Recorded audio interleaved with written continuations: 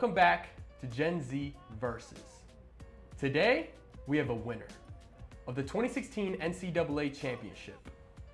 He started off playing for Kobe Bryant's old high school and leading them to a state championship. That's Lower Merion High School.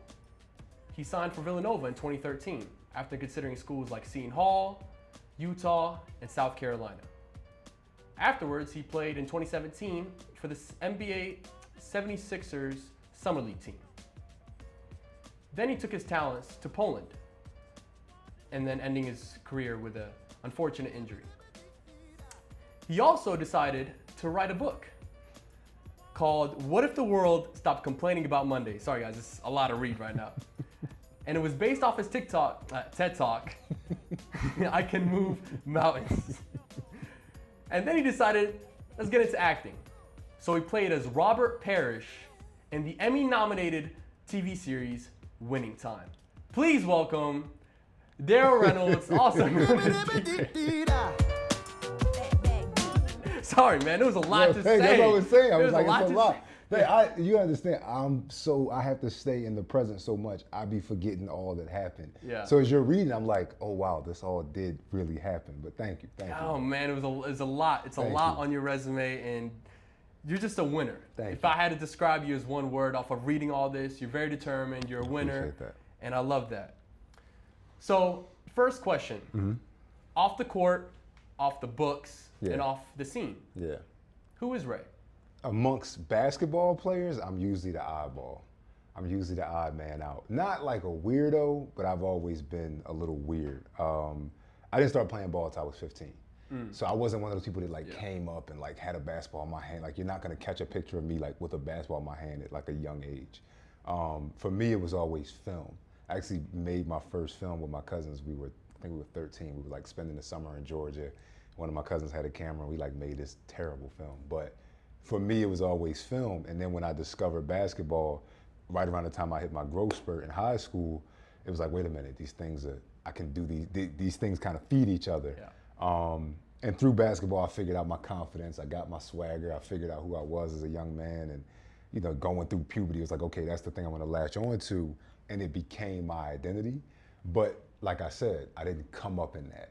So when I would get around dudes who were the Jalen Brunsons of the world, who, you could catch them at infant years with a basketball in their hand, it was only so much to connect on because I'm talking about movies and philosophy and book writing and things like that. And they're just like, what? But it's just, I always had a good sense of humor. So I was the odd man out, but I was the one that could make everybody laugh and kind of keep the morale high. So that's pretty much who I've been my entire life. So you grew up in Pennsylvania. Yeah. And then went on to play at Lower Merion. Yeah. And then you said that you got into basketball at 15 years old. That's you coming into your freshman year. Yeah. End of my freshman year. So did you make the varsity team your freshman year? Yeah, and it was not good. Why? It was like I made it because I was tall. Like at first it was just like, oh, he's tall, he's a body. You know what I mean? Worse than worse is just put his arms up and kind of get around the rim. And then that summer going into my sophomore year was like a big leap in height and in skill. And in sophomore year I made the varsity again, but it was like, all right, swing between the both. So play varsity, but also play JV. And it was fun. It was fun. It was a learning curve. It was still because I was tall. I wasn't good yet. It was just like, he's athletic, he's tall, and he's putting it together. And worst come to worst, it'll intimidate people. And then by the end of my sophomore year, it was like, oh, this guy can play. This guy can play. Like this is actually something. And then junior year was when it was like, all right, let's go. So junior year, you started taking it serious. Not taking it serious. I started to get good. You started to get really good? It just wasn't good. It wasn't not taking it serious. I was taking it very serious. But I just wasn't, I couldn't, I think I started high school at like 5'9", 5'10". And by the end of my sophomore year, I was 6'5". So I wasn't even used to my body yet. You know what I mean? It's like, I'm like doing this as I'm growing. I'm like, hold on, my arm's that long. I can block a shot over here. It was awkward. It was awkward as hell. So how was it like playing under Kobe Bryant's legacy? Because he won 4 state championships in a row. Yeah, no, it was, you couldn't escape it.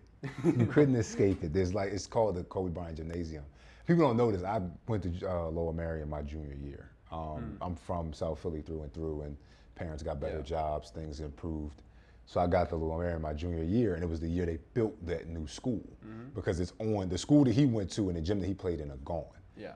Except the practice gym. They built a new school and they dedicated the gym to him. So as soon as you walk in, there's like a thing of him like that a student made, and it's so dope. And then you go down to the gym and it's just like him and like other Lower Merion legends around the tops of the banners. And then it's like his jerseys. I've obviously retired there now. You see little like bits of him in every part of the gym. So it's kind of eerie because I never met him. But being from Philly, you grow up like admiring this dude. But like to be there was very like, this is a little surreal. It felt weird. So when you guys made it to the state championship game, did you feel a sense of like, I'll make him Kobe proud right now? Hell yeah, bro. And we played, Chester was the team that he lost against his junior year. So, and they had to beat them to get to the state championship his senior year. So to me, it was like we were playing Chester, and I was like, yes, we're for you, in Kobe's it. for you. Yeah, exactly. It's like, for Kobe. And like we've never met this man, but yet he just impacted our lives so much. Anybody who played basketball around that era, but yeah, bro, it was wild. And then to lose to them, to me, was just like, it was the worst. Like that would, because then it subsequently felt like we're letting him down. You know what I mean? Like it would be like if you're a Laker and you lose to Boston, like damn, because Chester and Lower Merion are two programs in Pennsylvania that like rivals? I think they lead. I think they both lead the state in like state championships. So yeah, to lose to them was just like, and Rondé Hollis Jefferson, the guy who's been like tearing it up for Jordan so Rondé was the head of Chester. So me and him, like, you know, we came up together and it was just like, damn, to lose to them it hurt. But I love seeing he's getting compared to Kobe now. It's interesting. Rondé? Yeah, he does kind of resemble him. Like, he looks like a lefty Kobe, like a bizarro version of Kobe. But that Chester team he had was scary, like scary. They used to do this thing where whoever contested the shot, they would just start running because they knew they were getting the rebound. And they would just get the rebound and throw it down the length of the court. Oh my God. Yeah, like it was that type of, it was like Monstars. Transitioning over to Villanova. Why did you pick Villanova? Coach Wright and a professor named Hezekiah Lewis. When you go on these college visits, it's a bunch of what we're gonna do and how we're gonna use you, and all of them are full of it, like all of them, even Coach Wright. But I wanted to go somewhere where I was like, I wanna learn from this man more than the coach. And the only other person that came close to it was Coach Frank. He was down at South Carolina at the time. And he was good, he was dope, but something about Coach Wright, like something in my gut was like, this is the guy you want to learn from. He's one of the best coaches in college. So. He is, and this is before, you understand, I got there in 2013, we won in 2016, they won again in 2018, then he went to the Final Four in 2021. So who he is today, a decade ago, it was just starting. We didn't know, like we knew he was the man, you knew he was the guy, and being from Philly, he was known to be like suave and kind of cool, but it wasn't the Jay Wright. It was the Jay Wright, cool guy, great coach. Yeah. You know what I mean? Like gentleman, and now it's like Jay Wright, Hall of Famer, one of the best coaches in college history. How was it like playing for him? Hell. I hated playing for him. I hated playing for him. Why? I hated playing for him, bro. He demands a lot. And he is a guard-oriented coach. Is he harder on the guards or is he harder on you guys? He's hard on everybody, but you gotta but it's if somebody's hard on you and you have the ball most of the game, it's easier. You know what I mean? Like it was for forwards at Villanova, so much of our job is to set things up for the guards. Like with me, I started getting playing time when he noticed I set very good screens and I moved well without the ball, which kept the offense in a certain motion that when Daniel Ochefa was in there, it just didn't happen. That was the thing that got me on the floor outside of defense.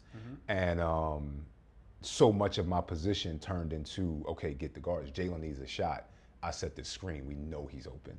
If Josh needs to get downhill with his left, I set the screen. We know he's going to get there. And obviously I have my highlights and my moments, but it's just, as a competitor, as someone with the ego, I had to leave it at the door a lot of times with Villanova, and it taught me like how to sacrifice personal gain for the team. But obviously, being 18, 19, 20 in that situation, you effing hate whoever's at the head of it. Oh, of course. Yeah. I mean, it's just, they're making you run. Exactly. I can't talk everything. about it like I did now. Like now, it's like, oh yeah, in hindsight, in the moment, yeah, I hated playing for him. Yeah, I hated playing for him. So how was Jalen, Brunson, Josh Hart, Dante, and Mikal like in the locker room? They were all great. They were all great. Everybody meshed. They did a very good job of recruiting guys who meshed well together. There was no tension. We all got along. I will always recall Jalen, his freshman year, he had came in and I was listening to Jay-Z. And this is around the time of like Little Uzi and people like that at surfacing. So I'm like the old guy now. I'm like, wait a minute, like I'm an upperclassman technically. And he came in rapping it word from word. And I was just like, oh, you a hit. Like, you know what I mean? All right, okay. And we started talking about music. We started talking about music festivals. He says it's a big music festival in Chicago called Lollapalooza. Right. And he's like, me and my friends go every year. I love it. And I was like, bro, I've been wanting to go, but I ain't had a, excuse to go. And he was like, come out. And this is like his first week on campus. Like this dude's new. And he's like, come out. And I'm just like, what? Like, you sure? And he was like, yeah, like come out. I got you. And I'm just like, I'm gonna tell you something, bro. Like, I get out there and I can't get you on the phone. You're gonna have a rough freshman year. Like, I'm gonna make it real difficult for you. He was like, no, I got you. Like, just a genuine dude. I went out to Chicago after we got done summer session. He had me every step along the way. So like Jalen right there, boom. Like I was like, you're good in my book. Like, you would have to like do something heinous for me to be like, F that guy. Jalen was real cool. Me and Josh were the same year. Me, Josh, and Chris Jenkins were all freshmen. We all showed up on the same day. Josh was the first one to reach out when I committed. Me and Josh was like this in college. You know what I mean? That was really, we all like partied together. I remember we used to go out to party. He had all the shoes, I had all the clothes. Yeah. So like he would come over and he'd be like, oh, I like that shirt. Are you wearing these shorts? All right, bet. And I would go and be like, the foams, let me get the foams. Like I would like take the shoes and stuff like that. So it was dope. And then Mikal was like a little brother. Like Mikal was like, it was him and my mom were close. He was another like local guy. Is the story true? He ate Chipotle every single day? Yeah, I don't know how he functioned. I don't know how the hell he functioned, but yeah, Mikal every was like day? Every day. He's a simple guy, like not like and not like simpleton, but like just a simple like he don't need much to function. Like that dude he's mastered that in his life, like just simplicity. Like let's not make this difficult. That's his game as well. I like Chipotle. I'm gonna stick to Chipotle. I like hitting threes and cutting the basket. I'm gonna hit threes and cut to the basket. And like, yeah, it was dope. It was fun. And like I said, we all got along. It wasn't like any real problems. It was like a little bit of a Disney movie. Like I don't know if is this real? But it was nice. It was nice. Do you have any stories, very funny stories with all four of them, or just one of them? Just an extremely funny story. I know Jalen and Mikal hated Josh. Really? Because Josh was, so you understand, as soon as we got to Nova, it was like you started seeing it. You see people get into places and it's like they just fit. Like Kobe gets to LA and it's like he just fits. He's just their guy. Josh was that with Nova. Like you could tell, like, okay, you could feel it. But Josh fits on any team. The guy is a hustler, a rebounder. He's just No. But I mean, like at Villanova, like Villanovans loved him. Like not just on the team, like the coach, the culture, like everything about it. He was an East Coast guy coming from Silver Spring, Maryland. I don't know if you know about Coach Wright's history with Maryland kids, but it's like most of his guys are from that region. So Josh immediately took off faster than pretty much anybody, anybody in recent years. Even Jalen, quite honestly, he had found his footing a lot faster. But then what happens is we're sophomores, and now this Mikal Bridges kid is coming in. And Mikal does a lot of the stuff that Josh does, but Mikal's longer. But he's not stronger yet. And Josh took full advantage of his ass. Every time he got a chance to make his life difficult, to post him up, to give him an elbow, because Josh a little dirty, to do something that would just fluster Mikal. He would just do it time and time again. He's one of those people that like, if he decided that you had to prove yourself to him, get ready. And Mikal had to prove it. Like Mikal had to really, because what happened was Mikal came up one day when he was still in high school, just for open gym after he committed.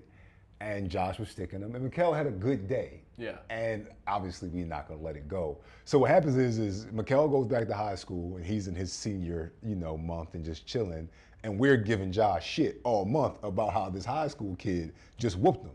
So when we show up on campus all together in June, Josh has a month of hearing how good this kid is and how this kid's gonna give him problems. Oh, so he came in and he That whole first summer, I'm talking like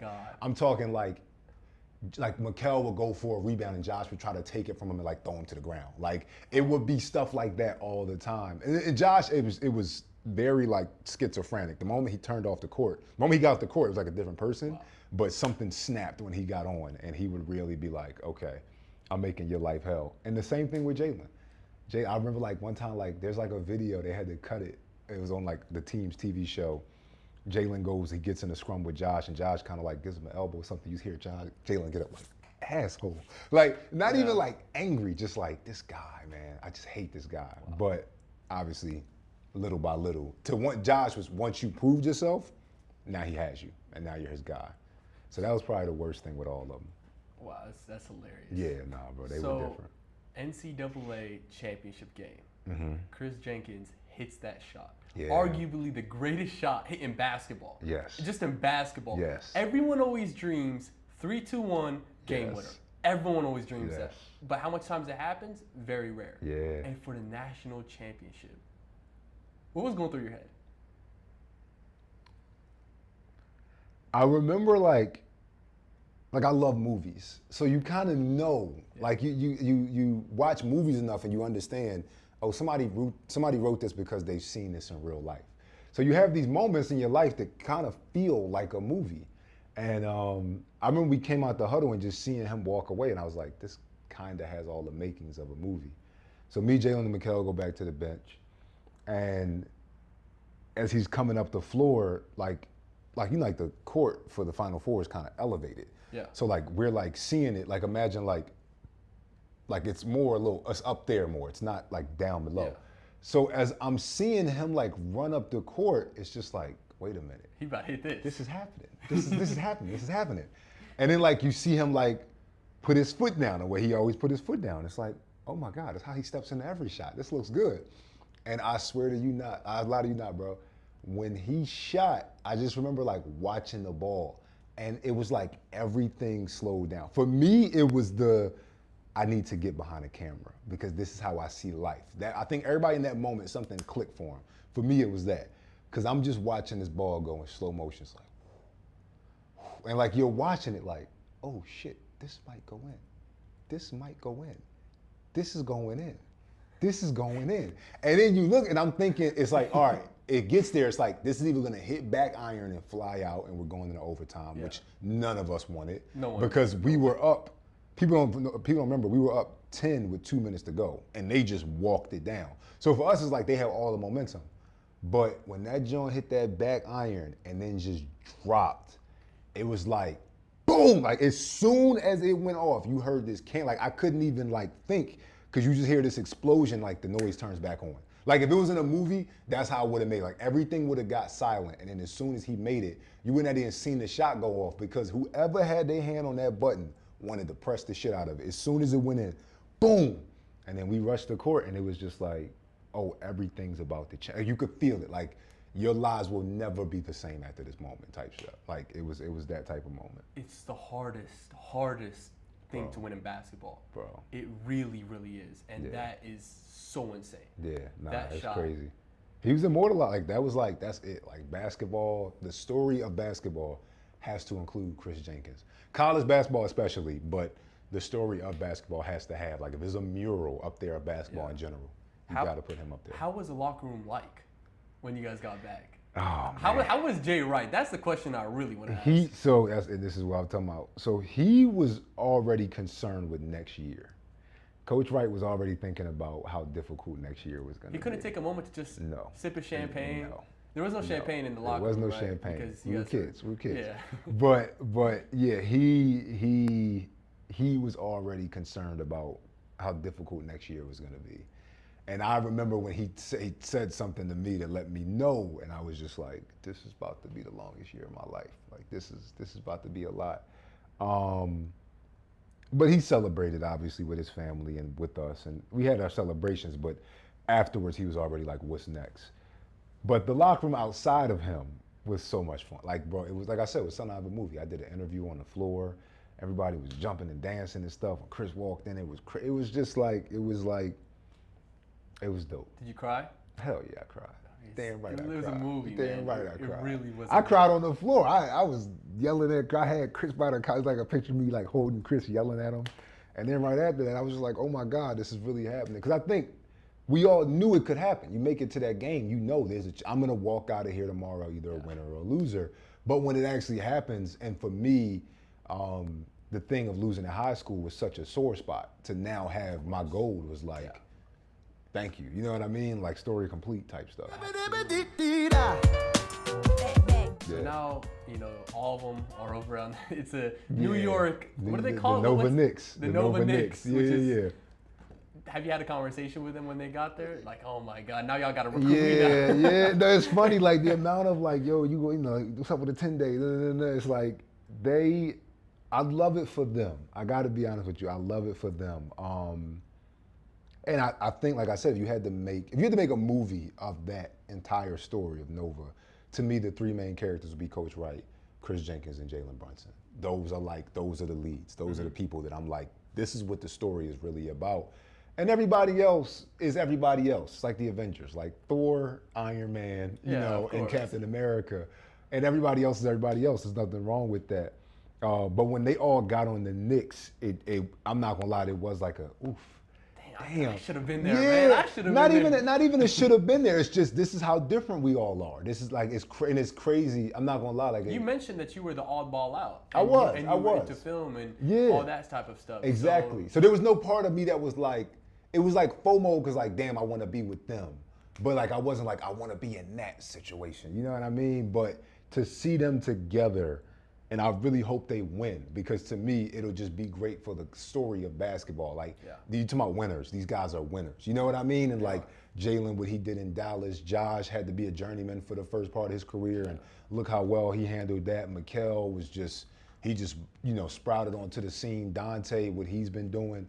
These are guys who like, you got to respect them. You know what I mean? So it was dope, but I definitely had a little FOMO of like, damn, I wish I was in New York. At the very least. So you did end up playing for the Summer League in 2017 for the 76ers. Your hometown team. Yeah. And then afterwards, you ended up going to Poland. Yeah. What was that about, Poland? Why Poland? I had to get away. Right. To be honest with you, bro, and I think a lot of people like shy away from this when it comes to sports, especially when it's team sports, is like we all have an ego. We all have, id, whatever you want to call it. Everybody has their own thing. We're all our own person. That's why we all have our own fingerprint and our own eye. Yeah. So Villanova for me was satisfying as a team. But as an individual, I was like, I know I have more. I know I can do so much more and I want more. And the Sixers were like, we have a spot for you on, the G League team. Mm-hmm. And it was just like, do I really want to go from Philly to Villanova to Delaware, which is where the G League team is, which is essentially somebody being from LA, going to school in Pasadena, and then going to play for a team in the Valley. Like, okay, that's too much. Exactly. So much. It's that close. You're traveling a lot too. Exactly. So I was just like, and I'm still here. I'm still within this thing. Like I said, being the odd man out, Poland gave me a chance to let me get away from everybody. Let me get away from Philly. Let me get away from the sports scene. Let me get away from everybody that knew me. And let me see what I would do when I'm just off on my own. And the closest thing to that was Worcester Academy. That was the first time I did it. And I was like, oh, this is probably to my benefit. You know what I mean? I figured out so much more. I got more information on my position and how to get the most out of myself in that 1 year in Poland than I did it all 4 years at Villanova. Wow. Because Villanova was so much about the team. And when you're a pro, it's like, bro, it's on you. You know what I mean? Everybody's got their thing, but if you don't show up and do your job, we're getting another you. So Poland helped me individualize, and it made basketball fun again. I'm not gonna lie. I'm not saying I wasn't having fun at Villanova, but not as much as I did in Poland. It was dope. I suggest every man especially isolate himself at one point, just so he can learn who he is away from everything else. Nothing wrong with coming back, because I went back to Philly afterwards, but I think at some point, it's like that scene in 300 when the Pop throw him out to the wolves. You know what I mean? And he come back later. It's like that type shit. That was what Poland was for me. Came back better. Exactly. Came back a better man. Exactly. Spiritually, mentally. Yes. Yeah. And that's how it is. So I know you ended up having a career-ending injury with your knee. Yeah. How did it happen? Pickup. I was with some other pros. We had a workout. It was literally a month. I got back on the 1st. This happened May 30th. Yeah. We were having a workout, and I could tell I was like a little rusty. Just wanted the game start. God throws a lazy pass. I get into the passing lane. I dribble the length of the court. Dude goes to steal it. I go over, Euro. Maybe that was a problem. I shouldn't have been Euro, my big ass. I'll go. And the dude knocks me out the air, and I come down on a straight leg, and I fold over my leg. Oh. And it just, everything in my knee, it was ACL, LCL, PCL, my hamstring, it was like everything. And the doctor was like, this ain't, This is it? Not this is it, it's just, what'd you go to school for? It was like that type of conversation. Like, you might want to do something else. And it wasn't easy at first, but little by little, it was like, oh, wait a minute, I think that was a blessing in disguise. It's hard to imagine that for a lot of people, but I describe it as like, not comparing myself to him, but like when Will Smith started acting instead of making music, somebody was like, wait a minute, I think you're better at that. And that was what kept happening with media. Unlike sports, where I was, like I said, I was terrible at first. Like the first year and a half, I was terrible. There wasn't that with media. With media, it was, how long have you been doing this? You're a natural. And I was like, okay, this is where my talent is. I'm tall, I can be good at basketball because I work at it and I obsess over it, but God gave everybody talent in something.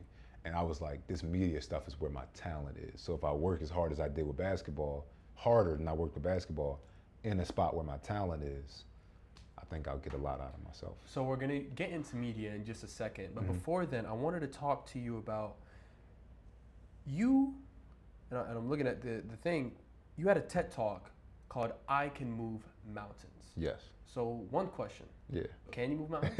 No. Is it no? Oh, you can't move mountains. So it was metaphysical. Yeah. Metaphysical and metaphorical. Yes. We're gonna link the TED Talk in the bio because it's amazing. I appreciate What was your inspiration? At the time, the mountain was me. It's funny, you said in touch spiritually. I'm Muslim, I don't know if you know that. And I got back to practicing my faith out in Poland, believe it or not. When I got to the apartment, there was a few books. And I was already having feelings of like, you should get back in touch with this, you should get back to it, because I was raised in it as a kid. And then I get to Poland, and there's this book called The Alchemist. And I read that. It's such an amazing book. Such an amazing book. I really recommend everyone that's watching this, read The Alchemist. Yeah. It's so amazing. It is. And like I said, I read it, and I noticed how many things that he was drawing back to Islam. And I'm like, I forgot what this did for me in my life. The year before, right before I got to the Summer League, it's funny, I'll tell you a story later if we have time. I was in Dubai when I got the call about Summer League, and they was like, you got a spot if you can get here by Thursday. I got that call Tuesday. Oh. So I had to fly back and get ready. And it's a 17 hour, because we lived in Dubai for 8 years, Yeah. me and my family, Yeah. and it's 17 hours. Yeah, so like literally like scrambling that night, like I gotta go. But while I was out there, I had several moments that were like, you should really get back in touch with your faith. I met a gentleman on the plane on the way back. His family lived in New York, and he was telling about Islam and showed me pictures of Mecca and, when he did his pilgrimage and things of that nature. But sorry, I went off on a tangent there. No, it's okay. That was what I was dealing with right before my injury. And then thank God I was, because then when I got hurt, if I don't have that, I don't know if I make it. I actually don't know. I don't make it past what this did to me emotionally, spiritually, how this tested me.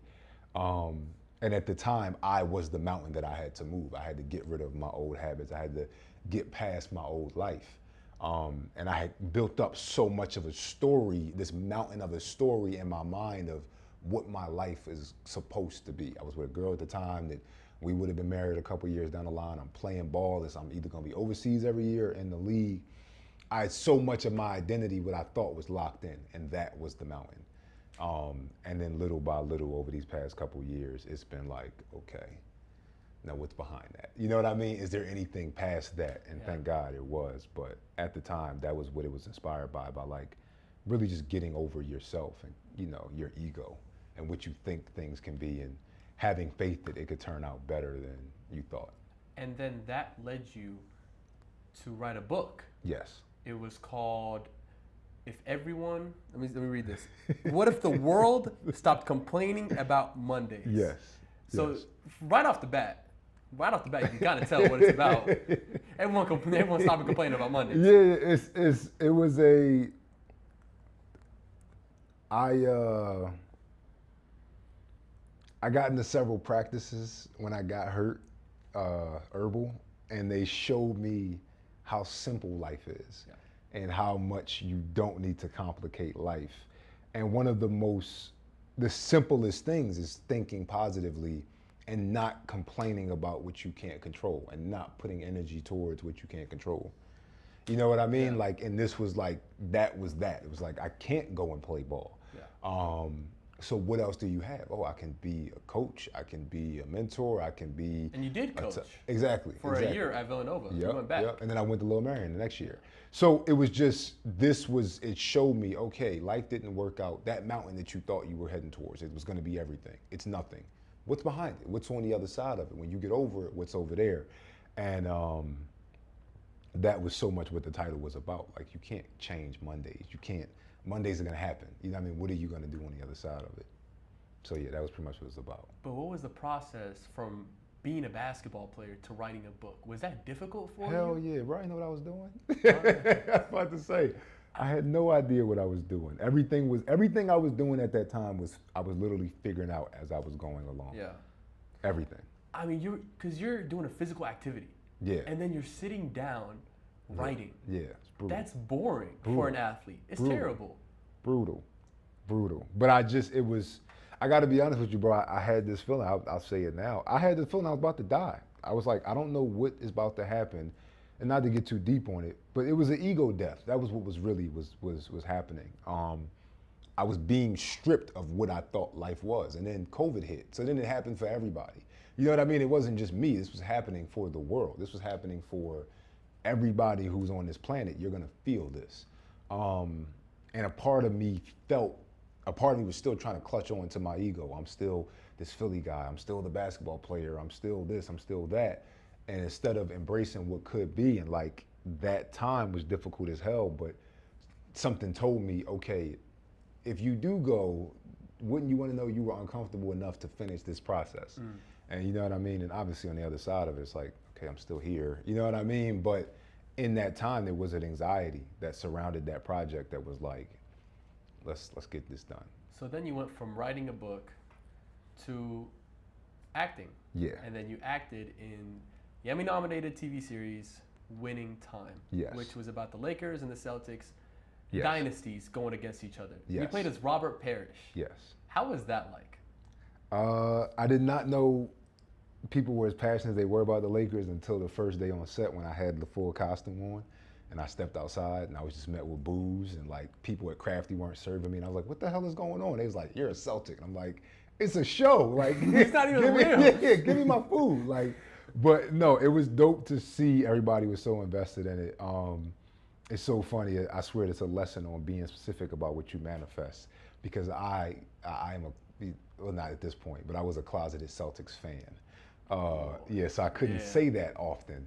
And I'd always wanted to play for them because I loved Kobe, obviously going to Lower Merion, but I'm not built like him. I would watch Kevin Garnett and go, oh, that's nice. Like the stuff that he does at that height, that's pretty cool. He's mean He's too. mean, So exactly. mean. So he was my guy. And then I started playing basketball around the time that the Celtics beat them, the Lakers made it back, beat the Magic, and then they had their rematch in 2010.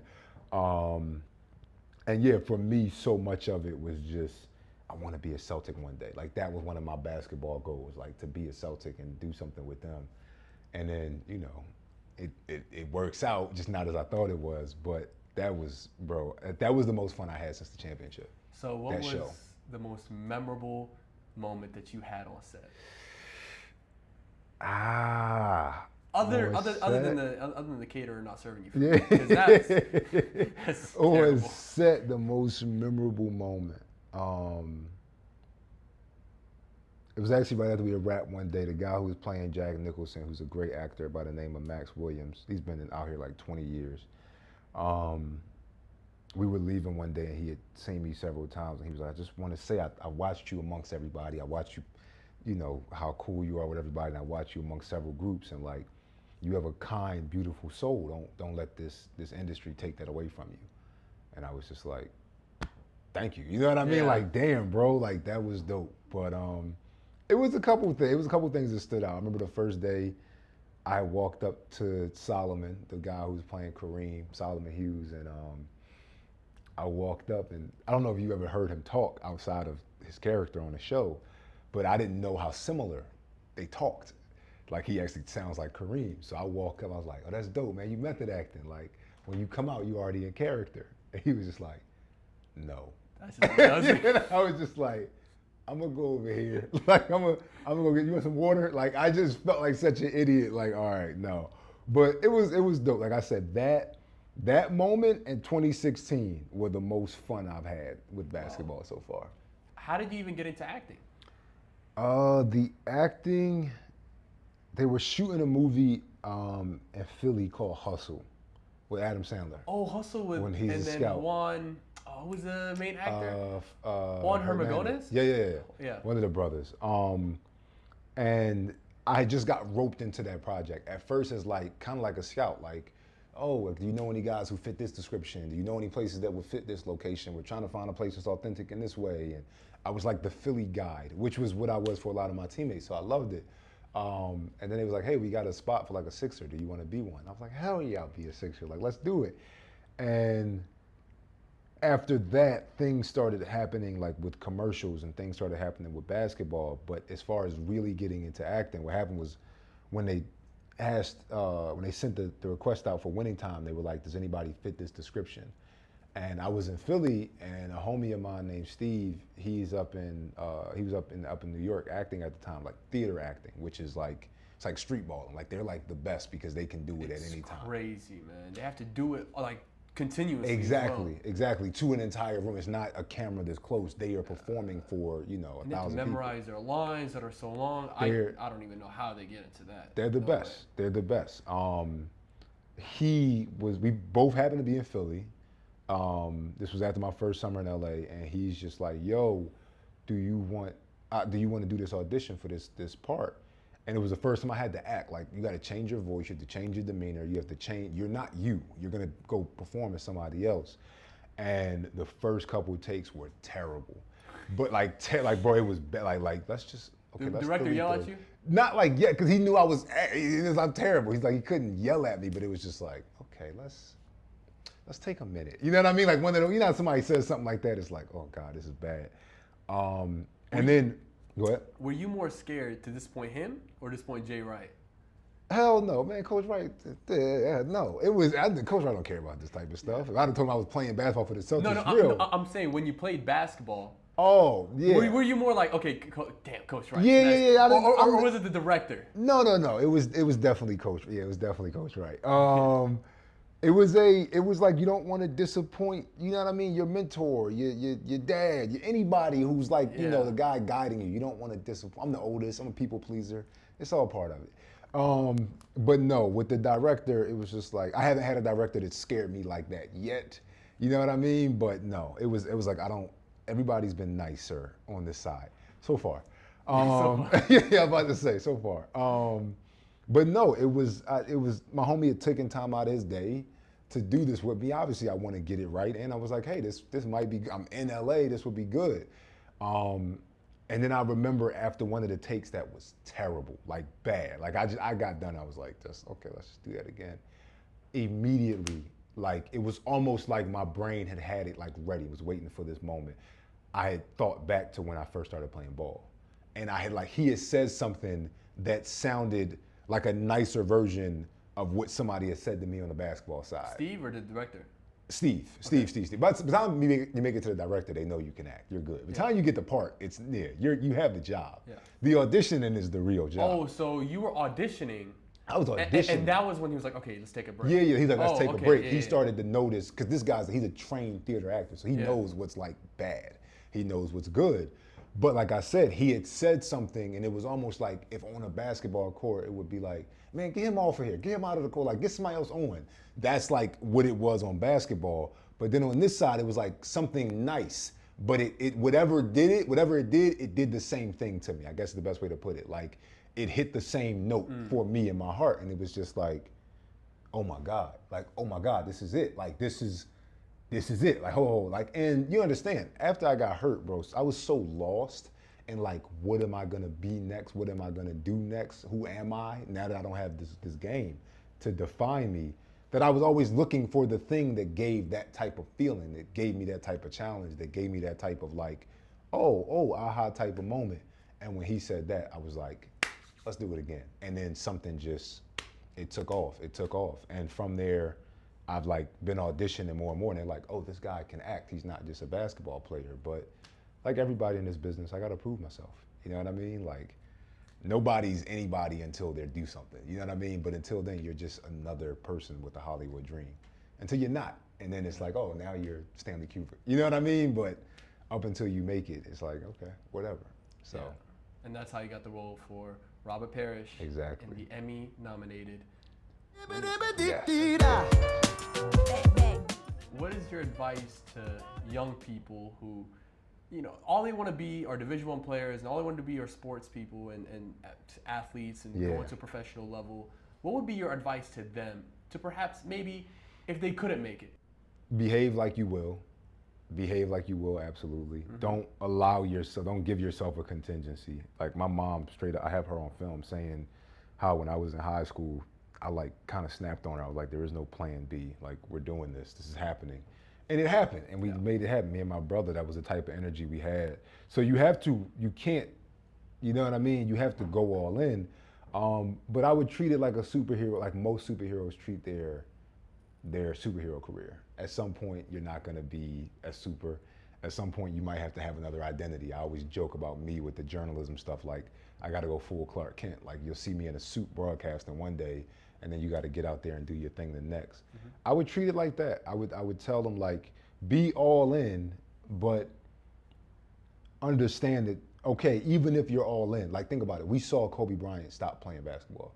Like, nobody thought we would have saw it. We thought they would have had to peel his ass off the court the day that he died in his 80s, and 90s. And then he won an Oscar. And then he goes and wins an Oscar. But anybody from Lower Merion will tell you they knew that kid was in there the whole time because he was the storyteller back when he was in school. He was. And it was the clip of him telling videos, the kid. Exactly. So about the laundry monster and all that. So that was always there. That was his Bruce Wayne to this Batman-like figure that we know. And like I said, that's why he's one of those like North Stars for me, because I remember hearing those stories and being like, okay, it's okay that I'm the film guy. I'm the basketball player now, but I can be the film guy later, because even if I make it to 40, like LeBron is, when he stops playing, it's like, okay, what's next? God willing, you have another 40 years on this earth. God willing, you have even longer. You know what I mean? That's even better than your last 40. Exactly. If you have that attitude. I think a lot of people think that that's going to be it, and it's like, as a man thinketh. On our last episode, we had Ambodai Legans, who's going to go play for the University of Washington for track. And I told him about our next guest, and I told him what's one question he would like to ask you. And his question he would like to ask you is, what is the hardest thing you went through in college, and how did you handle the pressure? Truly admitting the trade-off of how blessed you are. On one hand, you're gonna probably leave that college with no student debt. You're going to have access to things that regular students never will. You're gonna see things that regular students never will. You're gonna go places that regular students never will. And if you win, then it's put that on steroids. It'll be the craziest time of your life. The trade-off of that is you're not gonna be able to hang out as regular students could. You're not gonna be able to go to all the parties and stuff as regular students could. And that was where I kind of struggled in college, because there's a part of you the same way you see celebrities complain about, the paparazzi and stuff like that, because it's like there's a part of us that still wants to be normal. We're still social creatures. And it's difficult to be around that type of environment and know, okay, but you're in a bubble. Because you're an athlete, you're in a bubble. So I would encourage them to just understand, focus on which one they want. Do you want to be a regular student? Do you want to be an athlete as best as you can? Because they both have a trade-off. You know what I mean? And if you want to be the athlete, it's going to be lonely. Outside of your team. But it's if you can deal with that sacrifice, like I said, it could be one of the wildest times of your life. It could set up the next 40 years in your life. Last question. Yeah. What's the next we'll see from you? The next what? What's the next thing that we'll see from you? I mean, I'm in this Nike commercial right now. If Okay. you don't blink and you're watching LeBron long enough, you'll see me. You can't blink though. It's that I fast. watched it. I saw you post. I was like, oh my God, that was a It gave me Nike a con. split second. I really don't know, man. This business is feast or famine. I had an audition. I had a callback today. And if I get this call back, I guess it's a show or so. You never really know. Yeah. So maybe it'll be another basketball show. Only basketball you want to be in, or do you want to No. I've been getting into the dramatic acting more. It's just, I mean, it's like, come on. It's You're only tall, so much. you're Yeah, big, it's exactly. just It's easier. Yeah.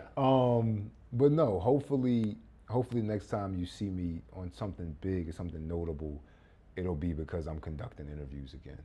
I got a feeling that'll be the next time that it's like, oh, okay, I'll be conducting interviews on a bigger scale. It's nice. Thank you guys for watching. We had a great conversation with Darryl Reynolds himself. Thank you, D-Ray. Appreciate it.